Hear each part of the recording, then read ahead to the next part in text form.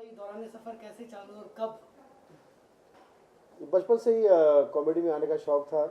Comedy में आने का इससे ज़्यादा कहूँगा कि एक्टिंग में आने का शौक था, इसलिए फिल्में बहुत ज़्यादा देखता था।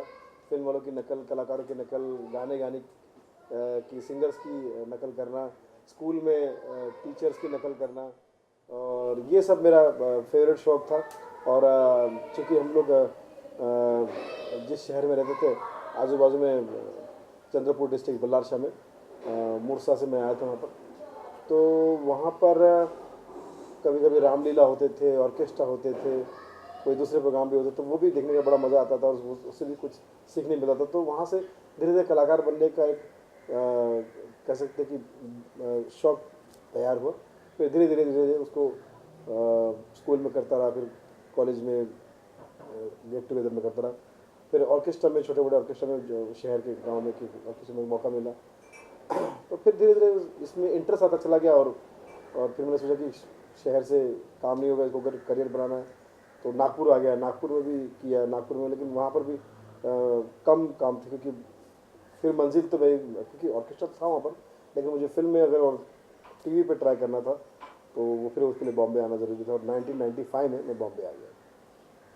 एक प्लेटफॉर्म मिला आपको, आपने उसे भी जी जान से अपने करीब कर लिया और आंखों में बस गए हिंदुस्तान की आवाम के।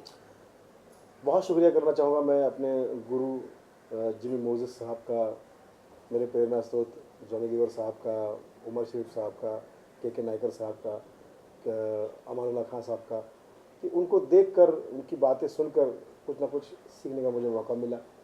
और जो कुछ भी आज मैं हूँ, अपने गुरुओं की वजह से हूँ, अपने दोस्तों की वजह से हूँ। मुझे अच्छे लोग ज़्यादा मिलते चले गए। फिर बाद में एक दिन पंकज सरस्वत, हमारे जो लाफ्टर के डायरेक्टर हैं, उन्होंने ऑडिशन के लिए मुझे बुलाया। फिर ऑडिशन हुआ वहाँ पर, फिर वहाँ पर मैं पास हो गया, और धीरे धीरे फिर शो शुरू हुआ, laughter challenge, the great Indian laughter challenge के नाम पे शुरू हुआ।